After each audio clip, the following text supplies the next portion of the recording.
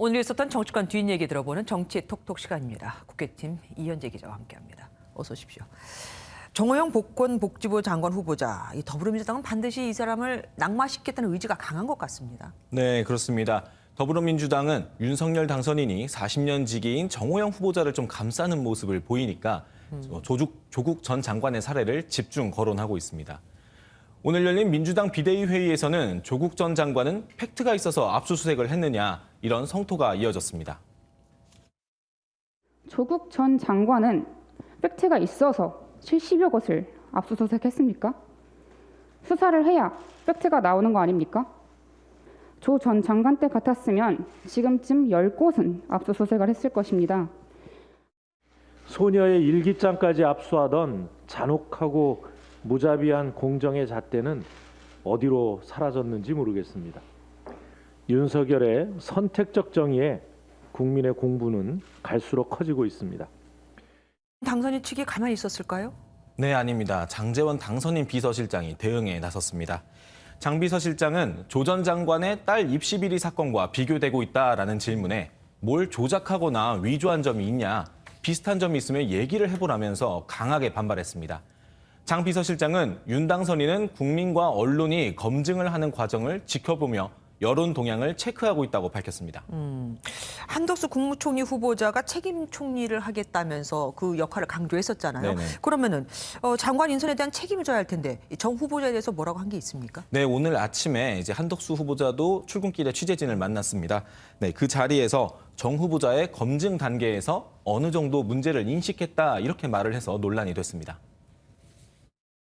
검증 단계에서 이런 다소간의 문제가 있다는 것은 저희가 알았습니다. 팩트로서 확실하게 검증될 수 있는지를 이제 인사청문회나 또 언론의 검증 등을 통해서 검증이 돼야 된다고 봤고, 한 후보자는 법적인 잣대를 최소한의 기준으로 삼아서 지명했다라고 밝혔는데, 결국 도덕적으로는 문제가 될 소지가 있지만 법적으로는 문제가 없다, 이렇게 판단한 것 같습니다. 그런가 하면 한 후보자가 법무부 장관에 지명된 한동훈 후보자의 인선 뒷얘기를 먼저 꺼내서 눈길도 끌었습니다. 한동훈 장관님 얘기는 안 물으세요?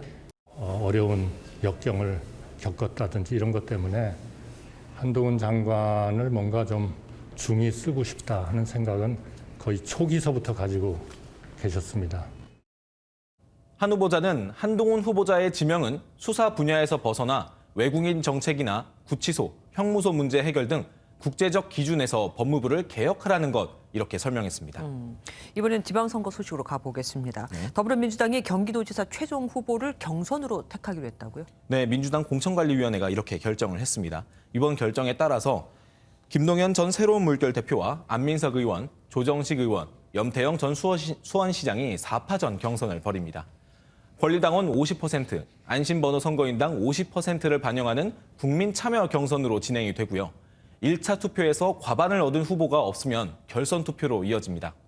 민주당 공관위는 충북지사 후보로는 노영민 전 청와대 비서실장을 단수 공천하기로 결정했고, 강원도지사 후보는 아직 신청자가 없어 별도 논의를 통해 후보를 선정하겠다고 밝혔습니다. 국민의힘은 강원도지사 후보를 당내 경선으로 뽑는다고요? 예, 국민의힘 공천관리위원회의 결정에 따라서 김진태, 황상무 예비 후보가 대결을 벌이는 것으로 확정됐습니다. 앞서 공관위가 김진태 전 의원의 과거 5.18 편배 발언 등을 문제 삼으며 공천에서 배제하자 김 전 의원은 나흘간의 단식 농성에 들어갔는데요. 결국 김 전 의원이 대국민 사과를 하면서 경선으로 결론 났는데, 오는 21일에서 22일 이틀간 여론조사를 해서 강원지사 최종 후보를 가릴 예정입니다. 문제시됐던 그 발언에 대해서 사과를 했군요. 네. 오늘 정치권에서는 두 장의 사진이 화제가 됐습니다. 네. 한 장은 김건희 여사가 노란 스카프를 메고 산책하던 그건데, 여기 나오네요. 네. 어떻습니까? 네.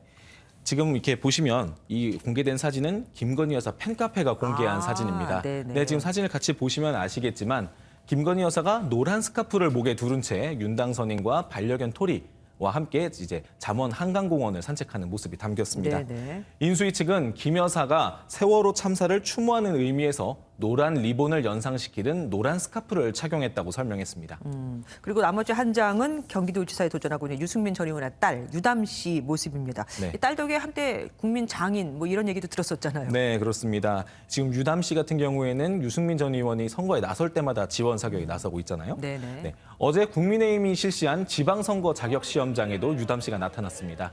당초에는 유승민 전 의원이 시험장에 방문해 이제 응시생들을 격려할 예정이었는데 유 전 의원은 MBN 시사 스페셜에 출연하게 되면서 경기도 고양시 일산 시험장 방문이 어렵게 됐었습니다.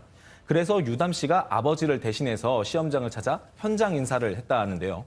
유 전 의원 측은 유담 씨가 어려운 도전에 나선 아버지의 진심이 조금이라도 전해졌으면 좋겠다 이렇게 말했다고 전했습니다. 예, 아버지에게 원래는 좀 쉬시라고 권했다고 하더라고요. 정치톡톡 이현지 기자와 함께했습니다. 고맙습니다.